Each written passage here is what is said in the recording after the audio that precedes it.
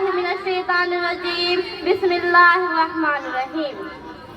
मेरी अजीज प्यारी माओ बहनों, आज की उस मुबारक महफिल में मैं आपके सामने जिस बयान को पेश करने जा रही हूँ, मेरे बयान का उन्वान है मौत पर हक है लेकिन कफन के मिलने में शक है। मौत के बारे में ये नहीं कहा गया कि तुम्हें एक दिन मौत आएगी, बल्कि कहा गया है कुल्लू नफ्सिन ज़ाइक़तुल मौत, तुम में से हर एक नफ्स को मौत का मजा चखना है। या तो ये जायका मीठा होगा या फिर कड़वा होगा। जो लोग नेक अमल करेंगे तो उन के लिए ये मौत मीठी होगी, लेकिन जो लोग सख्त गुनहगार होंगे उनके लिए ये मौत सख्त कड़वी होगी। एक बुजुर्ग फरमाया करते थे, ऐ दोस्त, मौत पर हक है लेकिन कफन के मिलने में शक है। क्या पता हमें किस हाल में मौत आए, कफन नसीब हो या ना हो। हमने एक आदमी का वाक़या सुना कि उसे दुश्मनों ने कत्ल करके नहर में डाल दिया था। कुछ दिनों तक उसकी लाश पानी में रही, हत्ता के फूल गई कि उसको शनाख्त करना मुश्किल हो गया।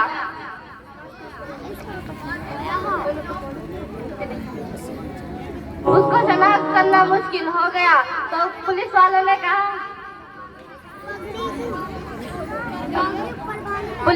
कहा कुरैशी बस्ती वालों को उसकी लाश को दे दी और कहने लगे कि मुसलमान नजर आता है, तुम इसका जनाजा पढ़ा दो। तो तमाम लोगों ने उसको नहला दिया और नहलाने के बाद ये ऐलान भी कर दिया कि एक लावारिस लाश है जिसके लिए कफन खरीदना है।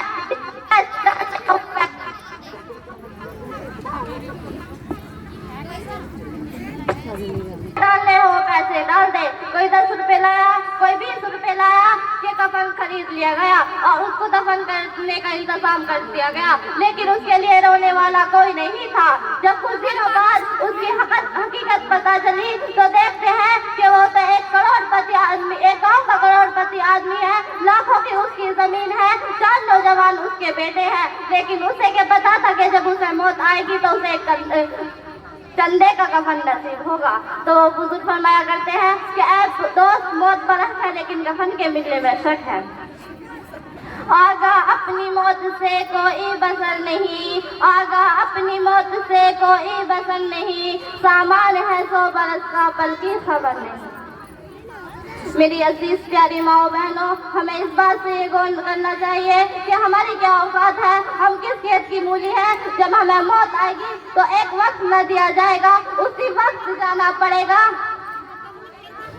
उसी वक्त जाना पड़ेगा। हमने कितने जनाजे छोटे बच्चों के कब्रिस्तान जाते हुए देखा है, कितने जनाजे नौजवान के देखे हैं, कितने जनाजे बड़ी उम्र के लोगों के देखे हैं। तो ये इससे ये पता चलता है कि मौत का कोई मरहला नहीं है। तो हमें जरूरी है कि हम हर वक्त मौत की तैयारी करते रहे।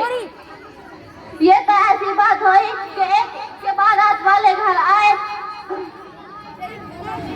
के बारात लेकर आए और लड़की वाले अपनी लड़की को कान मिलवाने के लिए ले गए। तो उन्हें कितनी शर्मिंदगी हुई कि उन्होंने कोई तैयारी की ही नहीं थी। तो इसी तरह जब हमें मौत आएगी तो उस वक्त हम यकीमान होकर कहेंगे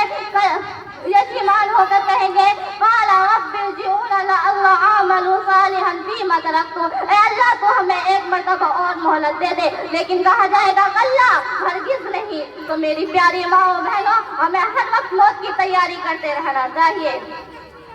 हमने कितनी मर्तबा देखा है कि एक नौजवान बेटा, एक नौजवान लड़का चारपाई पर लेटा है, उसके घर वाले उससे पूछते हैं कि बेटे क्या हुआ, लेकिन वो खामोश रहता है, कोई जवाब नहीं देता। बेटी आगे बढ़ती है और कहती है अब्बा जान आपको क्या हुआ, आप क्यों खामोश है। बाप कोई जवाब नहीं देता। बेटी रो रो कर कह रही है अब्बा जान मेरे सर पर शफकत का हाथ कौन रखेगा। बेटी रोती हुई रह जाती है, कोई कुछ नहीं कर पाता। फिर बहन आगे बढ़ती है और कहती है मेरे भाई मैं आपकी बहन बोल रही हूँ, आपको क्या हुआ, आपको क्या हुआ, आपको किसी चीज की जरूरत तो मैं हाजिर कर दूंगी।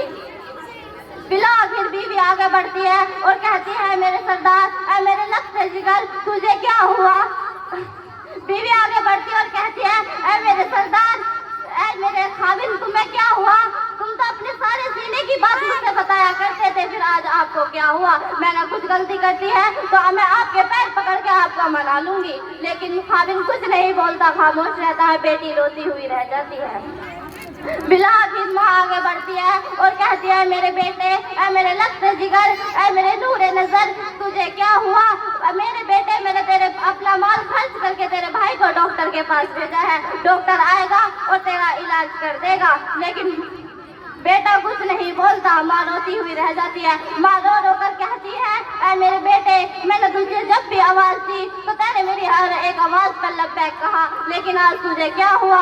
آج تو کیوں خاموش ہے؟ جب بیٹے کا آخری وقت آتا ہے، آنکھ اوپر کو لگ جاتی ہے، سینے تک روح وہاں پہنچتی ہے، تو سارے گھر والے روتے ہوئے رہ جاتے ہیں، کوئی کچھ نہیں کر پاتا۔ قرآن نے یہ پہلا منظر بتا دیا ہے۔ ایک دن ہم بھی کفن اوڑھ جائیں گے، ایک دن ہم بھی کفن اوڑھ جائیں گے،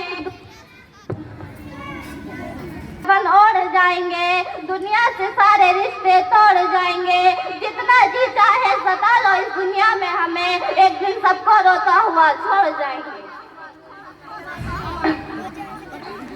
ایک مرتبہ آپ صلی اللہ علیہ وسلم نے اپنے یاروں سے پوچھا کہ موت کے بارے میں کیا جانتے ہو؟ ایک نے عرض کیا کہ اللہ کے نبی کریم، جب میں 4 رکعت کی نیت باندھتا ہوں تو مجھے یہ یقین نہیں ہوتا کہ وہ مکمل ہوگی بھی یا نہیں۔ دوسرے نے عرض کیا کہ اللہ کے نبی کریم، جب میں صبح کو اٹھتا ہوں تو مجھے یہ یقین نہیں ہوتا کہ شام آئے گی یا نہیں۔ آپ صلی اللہ علیہ وسلم نے فرمایا کہ اے یارو، میرا یہ حال ہے، جب میں نماز پڑھتا ہوں اور سلام پھیرتا ہوں تو مجھے یہ یقین نہیں ہوتا کہ میں دوسری طرف سلام پھیر پاؤں گا یا نہیں۔ تو میری پیاری ماں بہنوں، ایک وقت کا بھی بھروسہ نہیں ہے کہ موت کس وقت آ جائے۔ جب آپ صلی اللہ علیہ وسلم جب آپ صلی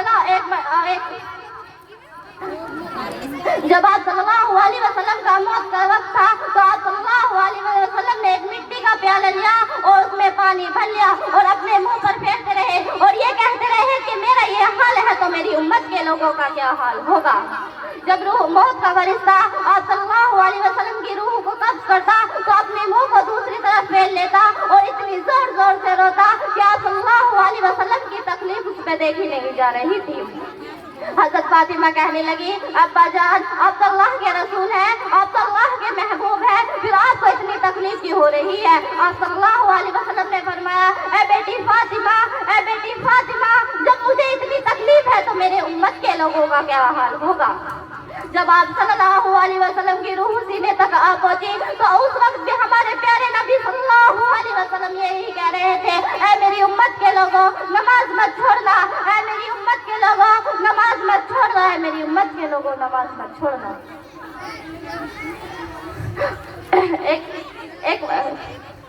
ایک سفیان کے بیٹے نے اپنے والد سے پوچھا، ابا جان، موت کے بارے میں کچھ عرض کیجیے، تو انہوں نے فرمایا، اے بیٹے، جب موت کا وقت قریب ہوتا ہے تو ایسا لگتا ہے کہ میرے جسم کو آگ کے تخت پر رکھ دیا ہے اور احد کا پہاڑ میرے سینے پر رکھ دیا ہے اور سوئی کے نوک سے سانس آ رہا ہے۔ تو میری پیاری ماں و بہنوں، غور کیجیے، جب ہمیں موت آئے گی تو کتنی تکلیف ہوگی۔ ایسا لگے گا کہ جیسے جھاڑی کے پیٹ میں دوپٹے کو ڈال کر اسے کھینچتے ہیں، تو سوچئے اس دوپٹے کا کیا حال ہوگا۔ تو اسی طرح ہمارے جسم کا بھی وہی حال ہوگا۔ لیکن اگر جو ہم نیک عمل کریں گے تو ہمیں موت اچھی بھی آ سکتی ہے۔ کہتے ہیں کہ ایک اللہ والے تھے، وہ ایک چھوٹی چھوٹی چیزیں بیچنے والے کے پاس گئے اور ان چھوٹی چھوٹی چیزوں کو دیکھنے لگے تو وہ نوجوان کہنے لگے، اے بڑے میاں، ان چھوٹی چھوٹی چیزوں کو کیا دیکھ رہے ہو؟ تو وہ اللہ والے کہنے لگے کہ دیکھ رہا ہوں انہوں میں تمہاری جان اٹکی ہوئی ہے، کیسے نکلے گی؟ تو وہ نوجوان غصہ ہوا اور کہنے لگا کہ جیسے تمہاری نکلے گی ویسے ہی میری نکلے گی۔ تو وہ اللہ والے کہنے لگے کہ میری تو اللہ والے اس کے سامنے لیٹے اور چادر اوڑھی اور کہنے لگے کہ میری تو ایسے نکلے گی، لا الہ الا اللہ، لا الہ الا اللہ، محمد رسول اللہ۔ تو میری پیاری ماں و بہنوں، میں اللہ تعالیٰ سے دعا کرتی ہوں کہ ہمیں سب کو جب ہمیں موت آئے تو زبان سے کلمہ جاری ہو اور بستر کی موت نصیب ہو۔ تو اللہ تعالیٰ سے دعا کرتی ہوں کہ میرے کہنے اور آپ کے سننے سے زیادہ اس پر عمل کرنے کی توفیق عطا فرمائے۔ تو میں اپنے بیان کو اس شاعر کے ساتھ ختم کرنے جا رہی ہوں۔ گزارو زندگی اپنی ہمیشہ نیک کاموں میں، گزارو زندگی اپنی ہمیشہ نیک کاموں میں، نہ جانے کون سا پل موت کا پیغام لے آئے۔ وآخر دعوانا الحمدللہ رب العالمین۔ السلام علیکم ورحمۃ اللہ وبرکاتہ۔ ماشاءاللہ۔